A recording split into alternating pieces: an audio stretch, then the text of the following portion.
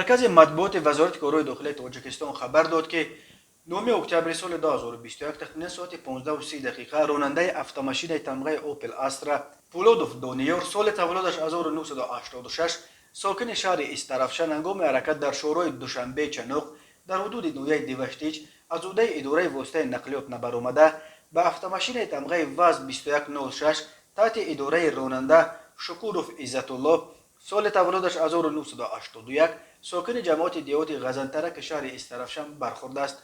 در نتیجه راننده اوپل استرا در جای حادثه به هلاکت رسیده. مسافرانش عزیزوف اسکندر و مظفروف سعید عمر سال تولدشان 2004 ساکنان شهر استرافشن جراحات گوناگون جسمانی برداشته در بیمارخانه بستری گردیدند.